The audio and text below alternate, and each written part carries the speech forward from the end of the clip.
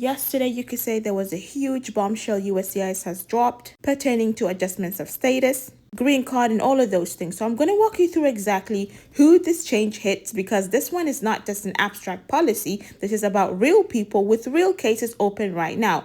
As we mentioned, from now on, an alien who is in the US temporarily and wants a green card must return to their home country to apply, except in extraordinary circumstances. Now, who is affected? In plain language, you could say, as I mentioned, the H1B workers. You are a software engineer, a nurse, a researcher. Your employer filed a I-140 immigrant petition for you. That is the employer-sponsored green card petition. It was approved. You are waiting for your priority date to become current so you could file your I-485, which is the adjustment of status application that lets you get your green card without leaving. Now, under yesterday changes, the I-1485 filed inside the US no longer be an option. You may now have to leave the US and attend a consular interview at the US embassy in your home country. Now, the risk of that is if the consular processing is denied for any reason, you're outside in the US with no guaranteed right to return to your job, your family, and your home.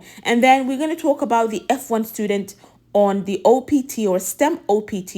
You graduated, you're working legally, your employer filed the H1B for you and is now starting the green card process. Now, the adjustment of status pathway that would have let you stay in the US throughout that process now gone except in extraordinary circumstances, whichever the government interprets that to be. Okay, now we're going to talk about the fiancé visa, and I'm not talking about the 90-day fiancé show. The K1 visa holders, right? You came to the US to marry your American partner, you got married, you filed your adjustment of status, which is the I-485, okay, to a permanent residence. Now, under this change, depending on where your case stands and how USCIS applies the extraordinary circumstances standard, you may be required to return to your home country and apply through the consulate instead.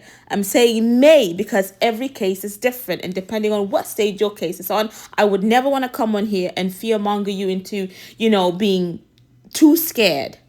And then the I-130 petition, family-based green card. Now, this one is the most people ask about. If you are a U.S. citizen spouse, right? If you're a U.S. citizen spouse, parent or child, and they file for you a I-130 for you, and you are inside the U.S. on a valid temporary visa, the I-130 approval visa always just the first step, okay? The second step was either the adjustment of status, staying in the US, or consular processing, going back home. Under yesterday changes, USCIS is saying consular processing is now expected, basically the pathway to go through. The adjustments of status inside the US will only be granted in extraordinary circumstances. I'm emphasizing the extraordinary circumstances because that's what they said.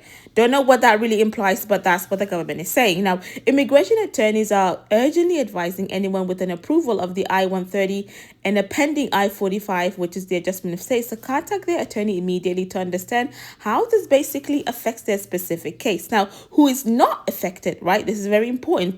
People who entered the US without inspection, meaning crossed the border without authorization, were already generally ineligible for AOS.